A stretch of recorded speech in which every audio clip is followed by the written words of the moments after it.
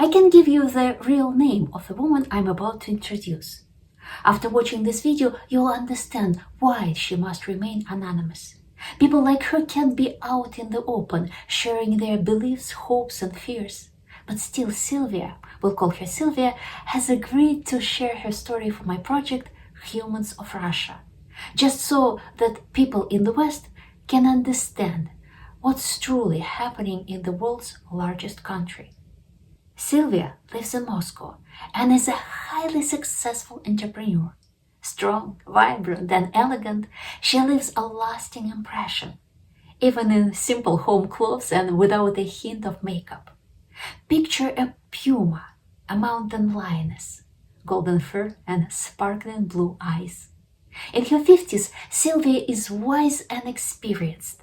She loves beautiful clothes, luxury hotels, and the business world, where millions are at stake and incredible people and opportunities abound.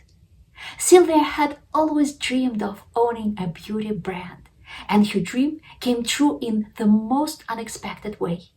For many years, she worked as a crisis manager, knowing the Moscow elite well.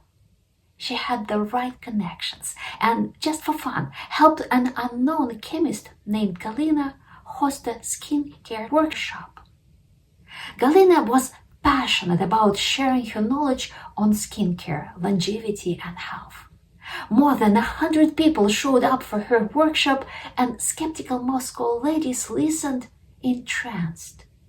Sylvia watched this delicate woman on the stage and thought, "Damn, she has such talent, but she'll never make it. She's from the provinces, no money, no connections, no idea how to promote herself. What a waste." In the beginning of 2020s, Russia experienced a boom in online education. Everyone wanted to learn, grow, and focus on their health. Sylvia decided to open her own beauty school and invited Galina as a teacher. The business brought in solid profits, around $100,000 per launch. All this time, Galina worked as a chemical technologist at a factory producing skincare products. She invested the money from her teaching gigs into developing her own line, just 9 products. One day, she asked Sylvia, "Could you help me grow my brand?" "I'd love to," Sylvia said, "but my fee is $28,000 per month." In Galina's hometown, that amount could buy several apartments. It was an impossible sum for her. So Galina offered Sylvia half of her company. The proposal was both crazy and irresistible. Sylvia had always dreamed of owning her own beauty brand, and now it seemed the universe was handing her exactly what she wanted. Here it is. Come and take it. The only catch was that the monthly revenue of Galina's company was a mere $2,300 at the time. Sylvia agreed on the condition that Galina would continue to develop the product and Sylvia would run the business. For Sylvia, it was a new challenge, a game she desperately wanted to play. The ultimate prize was the chance to achieve incredible results and prove herself to the world. Sylvia got to work, but then the pandemic hit.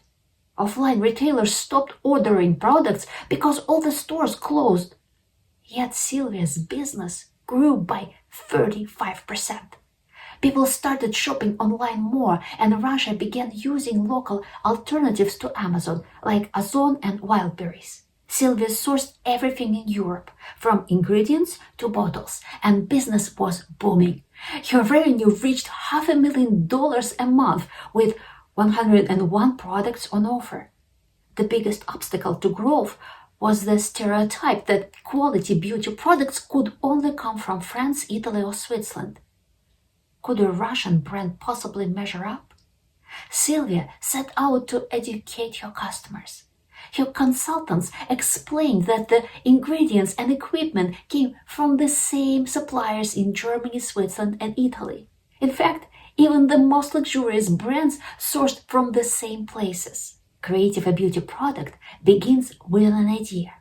what problem it should solve and how. Then they find a supplier for the active ingredients and order a small quantity. Active ingredients are very expensive. After numerous experiments, the formula is written, tested, and sent to a manufacturing lab. There, chemical technologists replicate the product, and if it passes all tests, production begins. But with the war in Ukraine, everything changed. On one hand, it became impossible to source ingredients directly from Europe. On the other, almost all foreign competitors left the market. To keep the business going, Sylvia had to quickly overhaul the logistics chain.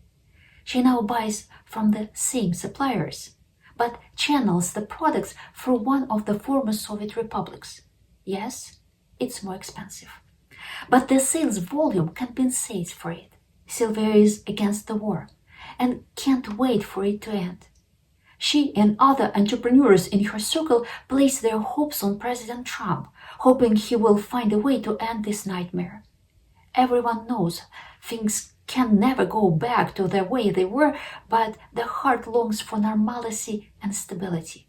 Although many Russian companies have seen profits increase, thanks to the exit of competitors and rising prices, the business environment remains unstable. Sylvia can move her capital or production out of Russia, and there are constant rumors that Russian banks might freeze assets because the government is running out of funds for the war. What's even more frightening is the possibility of being forced to sell her business to someone backed by the political police or other siloviki. This is why she avoids heavy advertising. If she spends $100,000 on promotion, she'll immediately come under the radar of Comrade Major. Better to avoid the risk. Sylvia keeps a low profile. She pays her taxes on time and refuses to operate in the black market, as many others do. But starting January 1st, her company was placed on a list of businesses that must pay an additional revenue tax. This tax only affects larger companies, which means the government knows exactly how much money she's making. The government continues to cause Sylvia a headache. Now, they want every bottle to have an individual barcode, one bottle and one specific barcode. Who benefits from it? Who knows? Manufacturers must comply, and consumers have to pay for their added cost. Sylvia believes that something will change soon. What exactly? A default? A freeze on deposits? No one knows. Right now, the refinance interest rate in Russia is 21%, and deposit interest rates are 24%. This cannot go on forever, because those kinds of returns only happen when you are dealing in drugs. For many manufacturers, it's more profitable to just put their money in a bank and collect interest without doing anything. Everyone is focused on the present, reacting to the circumstances as they come. No one can predict what direction Russian history will take next. Sylvia loves Russia and hopes she won't have to immigrate. But for her, it's important to remain a free person. She wants to be able to hop on a plane to Paris anytime for some oysters.